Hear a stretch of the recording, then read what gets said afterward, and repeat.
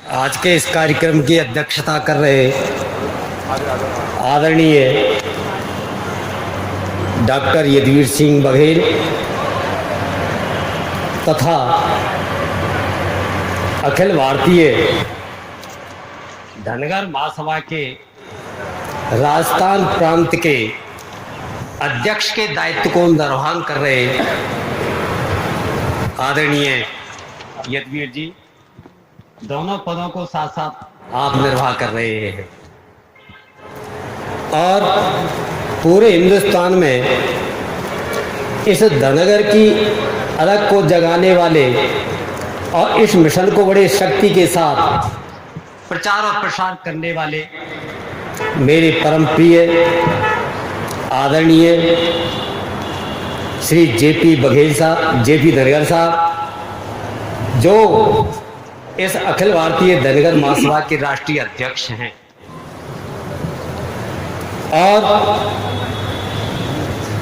Akhil Bharatiya Congress committee के सचिव पद को बखूबी निभाने वाले मेरे परम प्रिय श्री जितेंद्र बघेल साहब, धौलपुर से पधारे हुए विजय सिंह जी और अभी अभी भरतपुर में जिले का अध्यक्ष पद को सुशोभित करने वाले आदरणीय हरवंश सिंह जी बघेल साहब, मथुरा से पधारे हुए हमारे प्रधान साहब और भरतपुर के जयपुर के अध्यक्ष पद को सुशोभित कर रहे आदरणीय नरसिंह धनगर साहब और इस कार्यक्रम में भाग ले रहे दूर दराज से आने वाले सभी समाज बंधुओं और वंदनीय मातृशक्ति। अभी अनौपचारिक रूप से कार्यक्रम प्रारंभ हो रहा है, इसमें मैं संक्षेप में अपने विचार रखना चाहता हूँ। अभी मूलचंद जी ने बात रखी थी कि अध्यक्ष एक होना चाहिए और नाम एक होना चाहिए। चाहते सभी हैं, सब लोगों की उम्मीद है, तमन्ना है, लेकिन हो नहीं पाता है। मैंने आज से लगभग 20 वर्ष पहले पाल क्षत्रिय समाचार में काफी लेख लिखे, पाल के ऊपर लिखे, बघेल शब्द के ऊपर लिखे, कौन कौन किन क्षेत्रों में है और इन दोनों नामों में से कोई एक कर लिया जाए। उस समय दो ही प्रचलित थे, लेकिन बात बनी नहीं। उसके समर्थन में विरोध में बहुत लोगों के पत्र आए और फोन भी आए, लेकिन सहमति नहीं बनी। और हमारे बुजुर्गों ने भी खूब प्रयास किए, पत्रिकाएं निकली, लगभग 100 वर्ष हो चुके, लेकिन इस पर कोई गंभीरता से विचार नहीं हुआ। एक नाम की बजाय नए नए नाम उभरते चले जाते हैं, बड़ी विडंबना है। अध्यक्ष की रही बात, अध्यक्ष कई है।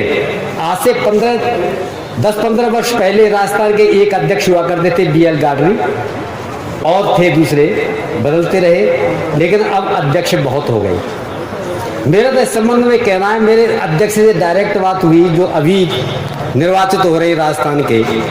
मैंने कुछ लोग तो ऐसे हैं राष्ट्रीय संगठन जिनकी जेबों में अध्यक्ष पद रखे हुए हैं, वो तुरंत फोन पे कहते हैं अध्यक्ष बनाया जाता है और बन जाता है। इस तरह से जब समाज में अध्यक्ष बनाए जाते हैं तो बताओ समाज का कल्याण कैसे होगा। मैंने यदुवीर जी से एक ही बात कही थी, आप अध्यक्ष बने हैं, लेकिन अध्यक्ष बनने के बाद कहीं ऐसा ना रहे कि आप राजस्थान के अध्यक्ष बने हैं और केवल नाम के अध्यक्ष रह जाए और केवल भरतपुर तक सीमित हो जाएं, तो इससे ज्यादा बुरी कोई बात नहीं है। इसलिए अध्यक्ष बनने के बाद आपको एक मीटिंग राजस्थान लेवल पर भरतपुर, जयपुर वगैरह में कहीं कहीं आपको करनी है और आपने उसी दिशा में कदम आगे बढ़ाया है, इसके लिए बहुत बहुत साधु हुआ।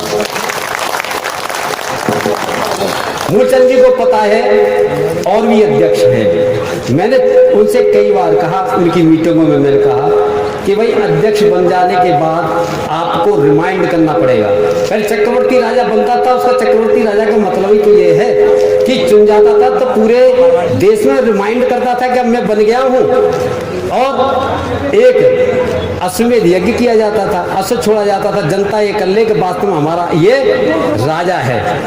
ये आवश्यक है, परंतु नहीं, आजकल अध्यक्ष बन जाते हैं केवल नाम के होते, काम के नहीं होते। मुझे याद आ रही है गुरुकुल विश्वविद्यालय वृंदावन में प्रकाशवीर शास्त्री सांसद रहे हैं, जानते होंगे, बहुत प्रखर वक्ता थे, उत्तम वक्ता थे। उन्होंने एक बात कही थी, जब वो गुरुकुल विश्वविद्यालय वृंदावन में आए थे, उन्होंने एक बात कही थी, मुझे इस गुरुकुल विश्वविद्यालय का लाइब्रेरी का अध्यक्ष बना दिया, लेकिन ना तो मैंने लाइब्रेरी देखी और मुझे केवल सूचना दी गई, समझे। तो ऐसे अध्यक्ष बनने की कोई जरूरत नहीं। स्थिति ऐसा हमें अध्यक्ष भी नहीं चाहिए। धनगर साहब, आपका मिशन तो बड़ा सार्थक है, साकार है, केवल बातों में ही नहीं है। ऐसा अध्यक्ष नहीं चाहिए जो केवल नाम का हो।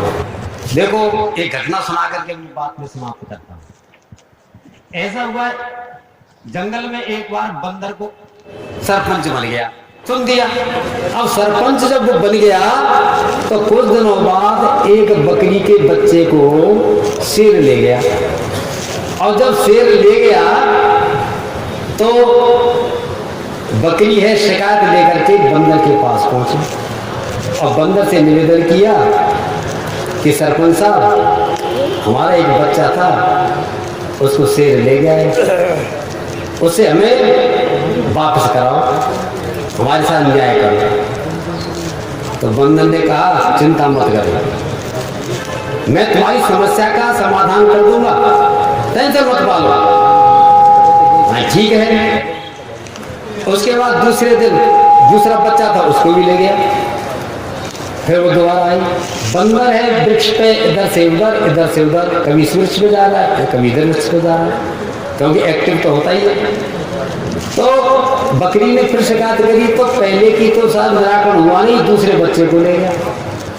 तो बंदर ने कहा कि देख, मेरी भागदौड़ में तो कोई कमी नहीं है, और फिर ले गया तो मेरी कोई गारंटी नहीं है। हमें ऐसे अध्यक्ष की जरूरत नहीं है, भागदौड़ तो खूब करे लेकिन आउटपुट कुछ नहीं हो, उसका हमको कोई परिणाम नहीं मिले, ऐसे अध्यक्ष की जरूरत है। ऐसे अध्यक्षों की भरमार हो रही है। अखबारों में नाम चाहिए, रोजाना मुझको जानना, केवल अपना परिचय क्षेत्र चाहिए, लेकिन काम कुछ नहीं चाहिए। इस काम से नहीं होता है। अरे वर्क वर्शिप, यदि तुम काम करोगे तो आपका नाम दुनिया में हो जाएगा, काम से ही नाम होता है। जब मैं 92 में अध्यक्ष बना, मैं थोड़ी सी मिसाल दे रहा हूँ, अब जयपुर के लोग सब जानते हैं। जब मैं भरतपुर जिले का अध्यक्ष बना तो मैं इस संकल्प को लेकर के अध्यक्ष बना कि भरतपुर में एक छात्रावास का निर्माण कराना है। बहुत लंबे समय से हमारे भरतपुर की समस्या थी। मैं संयोग से बाहर पढ़ता था, बाहर पढ़ने के बाद जब भरतपुर में सेवा करने का अवसर मिला तो मैंने इसी संकल्प को लेकर के अध्यक्ष बना, और मैंने वहां से इसी मसले को लेकर के जयपुर तक आया। रतन सिंह जी बैठे हुए हैं, इंजीनियर साहब डीपी सिंह है, गुजर गए हैं, मेरे साले साहब प्रोफेसर एससी बघेल और उनकी टीम यहाँ पर विराजमान है। यहाँ से मैं धन संग्रह करके ले गया था छात्रावास के लिए, और यहाँ के लोगों के उसी प्रताप से, उसी सहयोग से आज भरतपुर में छात्रावास की जमीन लेकर के उस पर कमरों का निर्माण हो चुका है, और गरीब लड़के उसमें पढ़ रहे और पढ़ करके वह सेवा कर रहे और अपने समाज को रोशन कर रहे हैं। ये जयपुर के लोगों के लिए बहुत बहुत धन्यवाद। ये एक सार्थक काम हमने किया। तो समाज में काम करने वाला चाहिए, सहयोग करने वालों की कमी नहीं है, पैसे की कोई कमी नहीं है, लेकिन आदमी जब पैसा देता है, सहयोग जब करता है, जब आपको आउटपुट चाहिए, उसका कोई आपको सार्थक परिणाम चाहिए, तब व्यक्ति देता है। अब देखिए धनगर साहब यहाँ पर आए हुए हैं, ये बड़ा सौभाग्य है, आज मंच पे हम दोनों एक साथ हैं। अभी तक धनगर साहब से मेरा केवल फोन पर बात होती थी, और दूसरा पत्रिकाओं के माध्यम से आपके मिशन के संबंध में मैंने बहुत लिखा। आपको पता है 5 छत्रियों में लिखा था। आपका जो मिशन लेकर के चल रहे वो एक बहुत समाज के लिए सार्थक और कारगर मिशन है।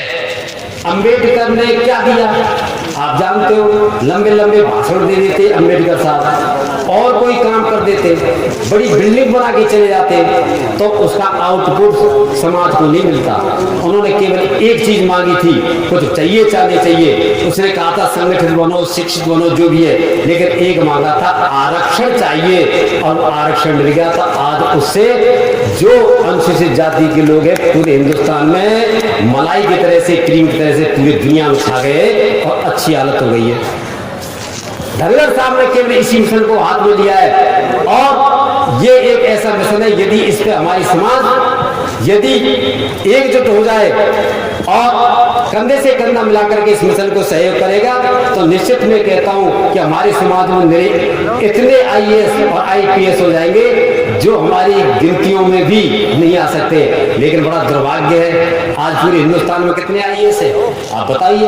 अब मैं ज्यादा ये कहना चाहता क्योंकि हम सब तरह के लोग आए हुए, गिनतियों पे गिनने लायक है, एक एक मेरी नजर में है। खैर प्रयास किया है, उसका परिणाम मिला है, लोग वह प्रशासनिक सेवाओं में आने लगे हुए हैं, अनेक पदों पर आ रहे हैं। और इतना ही नहीं, अभी एक उदाहरण आपको दे रहा हूं बहुत संक्षिप्त। आरक्षण का लाभ क्या मिलता है इस देखिए, अभी SVC में हमारी जाति आई थी और केवल एक कंपटीशन के लिए ही हम लोग उसमें भागीदार हुए थे, और उसी में ही हमारे भरतपुर जिले से 10 लेक्चरर लोग हैं सिलेक्ट हुए और आज पदों पर आसीन है। बताओ आरक्षण का लाभ ये है, 10 लड़के एक साथ।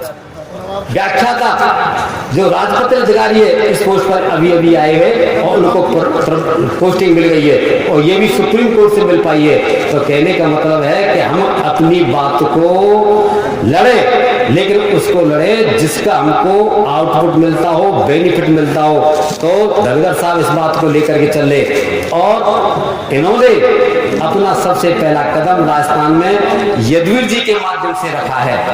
देखो आपको एक बात बताए थे, नामों के पीछे लोग आज क्या क्या करते हैं। आप यदि हिस्ट्री में जाएंगे, इतिहास में जाएंगे, तो हमारा सबसे पहला नाम धनगर है। आप देख लीजिए, महाराष्ट्र में धनगर है, इतिहास पढ़ेंगे सब धनगर है, होलकरों के बारे में जाति के नाम में भी लिखा है धनगर है। तो धनगरों की संख्या नाम के आधार पर बहुत है, और उस हम मूल चीज पे जाकर के यदि इसको अपना लेते तो कोई दिक्कत नहीं है। दूसरी ही बात टेक्निकल शब्द की आरक्षण की, यहाँ आरक्षण गाड़ी गड़रिया और गायरी नाम से मिला हुआ है, तो जाति तो हमारी यहाँ वही रहेगी, उसका हमको धनगर से लाभ नहीं मिलेगा। लेकिन हमें धनगर मिशन को बढ़ाना है, अर्थात हाईलाइट करना है। हमारी जाति के लोग कहते हैं कि हम 14 करोड़ है, 20 करोड़ है, कहते रहो, कोई नहीं पूछता है। क्यों? आपका आकलन होता है एक संगठन, एक जाति, एक झंडे, एक नाम के आधार पर होता है। लेकिन क्या है, हम हैं भाई भाई, लेकिन अलग अलग वर्गों में बटे हुए। कोई कह देता है कौन ऐसा करवा है वहां पर, वो कहते हैं धनगर है वहां पर, ये कौन है गड़रिया है यहाँ पर, ये कौन है गायरी है, ये गादवी है। अब बताओ 3 नाम तो यहाँ गवर्नमेंट ने स्वीकार कर रखे। अब 3 से हमको ये तो हो गया कि हम 3 नाम के लोग हैं। अब गवर्नमेंट ने स्वीकार कर लिया तो 3 को तो एक बात मानने लगी कि इनकी जनसंख्या ये है, और उसके आधार पर हो गया। तो कहने का तात्पर्य है कि यदि हम सब लोग किसी एक नाम को या 2 नामों को ही पूरे हिंदुस्तान में यदि अपना लेते हैं और उसी को हाईलाइट करते हैं, तो उसी से ही हमारी शक्ति का आभास होता है। जितनी भी राजनीतिक पार्टियां हैं ये मुंह देख करके टीका करती है कि किसकी जाति का बहुमत कितना है, उसके आधार भी पद देते हैं और काम की पूजा होती है। मैं थोड़ा